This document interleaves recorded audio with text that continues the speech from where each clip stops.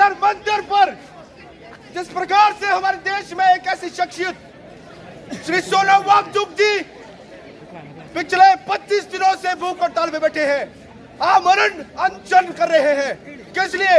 एक 60 साल का बुजुर्ग इस देश के युवाओं के लिए भूख हड़ताल पे बैठा है।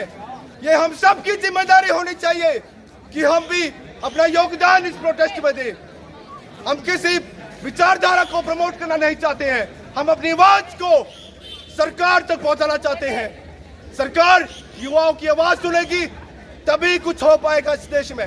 इस देश का जो सिस्टम है, आज किस प्रकार से केंद्र सरकार ने सिस्टम को तहस नहस कर दिया है। साथियों, ये हमारी जवाबदेही होनी चाहिए, ये युवाओं की जवाबदेही होनी चाहिए कि हम सरकार को दिखाए कि युवा आज जाग चुका है। इस देश का युवा मरा नहीं है। जब जब भी इस देश में तानाशाही की बात चली है, युवाओं ने अपना खून बहाया है। केंद्र सरकार मुर्दाबाद, मुर्दाबाद, मुर्दाबाद, केंद्र सरकार मुर्दाबाद, मुर्दाबाद, मुर्दाबाद। महेंद्र प्रधान इस्तीफा दो, इस्तीफा दो, इस्तीफा दो। देश के युवाओं की मांग सिर्फ एक ही है कि देश में सिस्टम, एजुकेशन सिस्टम ठीक होना चाहिए। नीट जैसी परीक्षाएं लीक हो रही है। सबसे बड़ा पेपर नीट था। डॉक्टर की पढ़ाई के लिए एक नीट परीक्षा होती है। एक अच्छा डॉक्टर बनने के लिए एक स्टूडेंट दिन रात मेहनत करता है, लेकिन उसके बाद जब ऐसे मामले सामने आते हैं, लीक होता है, पेपर को बेच दिया जाता है, तो इस भविष्य का क्या होगा? युवाओं के साथ खिलवाड़ नहीं तो क्या होगा? आज अगर युवा एक नहीं होगा, आपने देखा होगा 21 तारीख को किस प्रकार से युवाओं के ऊपर लाठियां बरसाएगी।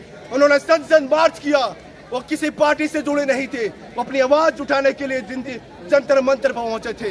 यदि हम सब दिल्ली जंतर मंतर नहीं जा सकते तो अपनी जगह, अपने कैंपस में अपनी आवाज तो उठा सकते हैं। ये हम सब का दायित्व पड़ता है। आज केंद्र सरकार को ये जवाब देना पड़ेगा। केंद्र सरकार अपने जवाबों से भाग रही है, एक जवाबदेही नहीं बन सकती है सरकार। हमने देखा होगा कि किस प्रकार से ये पेपर लीक हो रहे हैं। इन पेपर लीक के पीछे घोटालों का कितना बड़ा गठजोड़ बना हुआ है।